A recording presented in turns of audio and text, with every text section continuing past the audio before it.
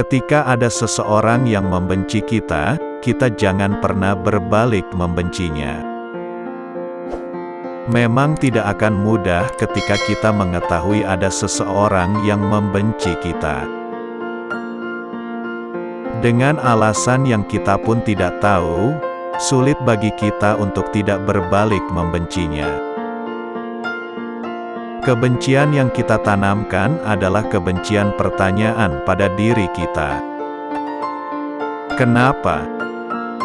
Ada apa dengan dia? Apa yang dia benci pada diri kita? Untuk apa dia membenci kita? Sebagian besar pertanyaan itu yang ada di benak kita, yang mengakibatkan kita berbalik membenci orang yang membenci kita. Namun ketika kita berbalik menanamkan kebencian pada orang tersebut, rugilah kita. Dari sisi manakah kerugian yang akan kita temukan? Contoh orang yang membenci kita adalah salah satu teman nongkrong kita, yang memang tiap malam datang ke tempat tongkrongan yang sering kita kumpul dengan semua teman-teman kita. Ketika kita mengetahui bahwa dia membenci kita dan kita berbalik membencinya, tanpa ada mediasi untuk memperbaiki permasalahan tersebut, rugilah kita. Kenapa? Yang pertama, suasana di tongkrongan akan berbeda, tidak senyaman ketika kita tidak punya masalah. Yang kedua, silaturahmi yang kita jalani ketika kita bertemu dengan teman-teman kita lambat laun akan terputus, karena ketidaknyamanan di suasana tongkrongan dikarenakan ada seseorang yang memang kita tidak harapkan untuk ada di sana. Yang ketiga, menyempitnya rezeki kita. Ketika kita memutuskan silaturahim karena permasalahan yang kita hadapi malah dibuat panjang. Contohnya, biasanya kita ketika kumpul sama teman-teman kita, masalah kopi, rokok, makanan ringan dan lain sebagainya kita bisa menikmatinya. Itu contoh hal yang sepele. Hal yang paling besar adalah ketika kita memutuskan silaturahim, rezeki kita dalam informasi yang emang kita butuhkan tidak akan ada, seperti informasi pekerjaan, informasi bisnis, informasi ekonomi.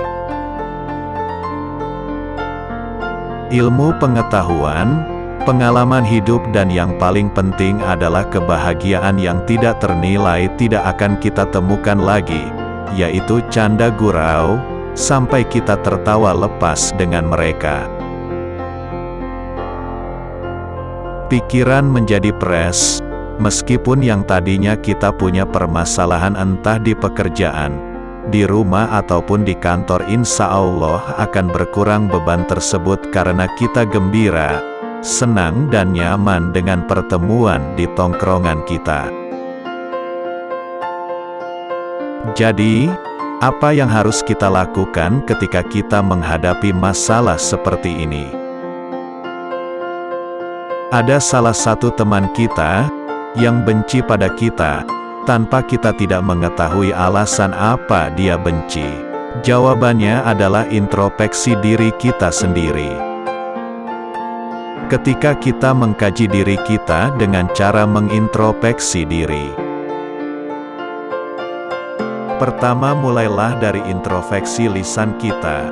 Mungkin teman yang membenci kita tidak suka dengan perkataan-perkataan yang kita lontarkan, ataupun ada perkataan yang terlontar dari lisan kita yang membuat sakit hatinya. Kedua, mulailah introspeksi tingkah laku kita. Mungkin teman yang membenci kita tidak suka dengan tingkah laku kita yang arogan, yang sok kuat, sok paling tua, terlalu jahil, julid, dan apapun itu yang dapat memancing kebencian orang pada kita. Yang ketiga, introspeksi keahlian ataupun kemampuan kita.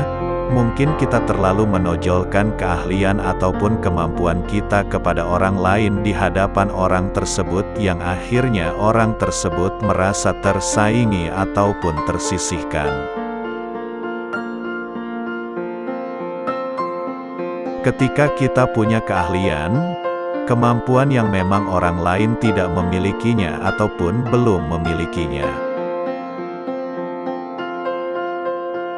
pergunakanlah keahlian dan kemampuan tersebut di waktu yang tepat, di waktu yang memang kemampuan tersebut dibutuhkan oleh orang lain untuk membantu permasalahannya. Jangan memamerkan kemampuan kita kepada orang lain. Keempat, introspeksi gaya hidup kita. Telaah gaya hidup kita yang mungkin dapat memancing kebencian orang lain pada kita.